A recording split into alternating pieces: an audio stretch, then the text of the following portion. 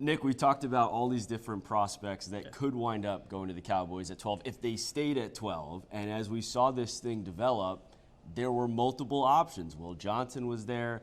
Obviously, Matthew Golden was there. Were you surprised that the Cowboys wound up with Tyler Booker? Yeah, we started to hear some noise about Alabama offensive guard Tyler Booker late last week. He was a 30-visit guy, came and visited the facility just a few weeks ago in early April, and this team fell in love with him. And is there a pressing need on the offensive line? Maybe not, but this is a guy that they feel like can step in at right guard, immediately replace what Zach Martin was, and has that type of long-term potential in the future to fortify that offensive line. Brian Schottenheimer has talked about wanting to be violent, physical at the point of attack. He wants to get his running game better.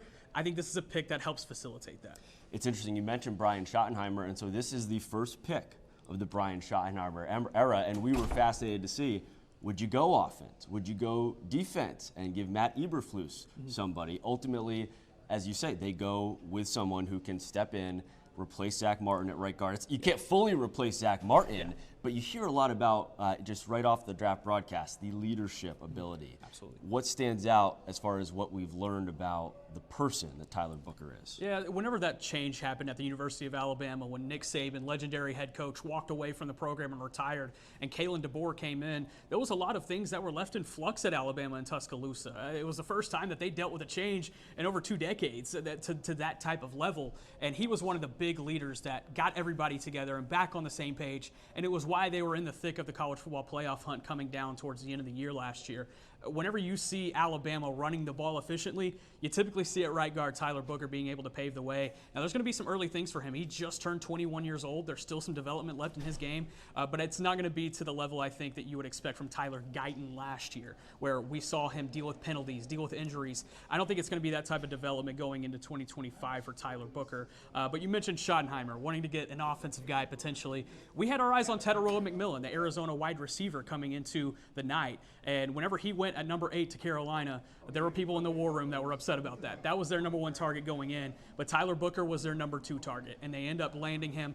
It worked out. Jerry Jones waited to the very last second to turn that card in. He was waiting on a phone call to potentially trade back. The Houston Texans did call. They didn't like the offer, and they picked Tyler Booker. What more do we know about that? Because it was fascinating. I was watching the live camera on the war room, and you saw Stephen Jones was on the phone for a moment, but it seemed like a quick call, and then Will McClay picked up the phone and Jerry after that. What do we know about how this played out, what opportunities there may have been there to move back? Yeah, Houston doesn't have a ton of capital to work with. They pick at number 25 in the first round, so that would have been the idea potentially, but they were talking more future capital, and the Cowboys are looking to pick up capital this year.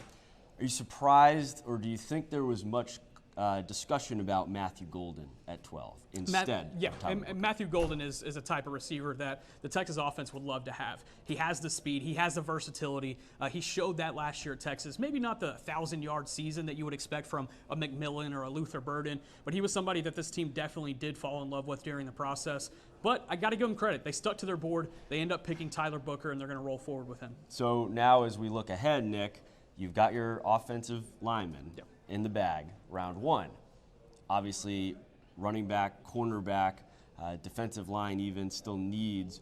As you look at rounds 2 and 3 on Friday, what do you think the Cowboys are circling as they look at those next 2 picks? Yeah, as it sits right now, they only have those 2 picks, and they have pressing needs on both sides of the ball. They didn't necessarily address a pressing need tonight. They still need to go get a starting running back, a number 2 receiver. They can make a case for a number 3 defensive tackle, and they got to go get some cornerback help. It's going to be interesting how they allocate those resources. Jerry Jones talked the other day about potential trade possibilities, so how does that throw a wrench into what they're potentially dealing with on day 2? There's a lot of different things that they're working with going into Friday night, but one thing is for sure, it's going to be fascinating and entertaining. Well, Tyler Booker is headed here tomorrow, that is for sure. And Jerry Jones, he says a lot of things, Nick, but he told us on Tuesday, he said, I don't think the running back situation was the issue last year.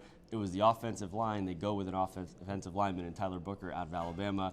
Nick, really appreciate all your coverage leading up to the draft, and we will continue to catch up with you throughout the weekend. Yeah, thanks, Jeff.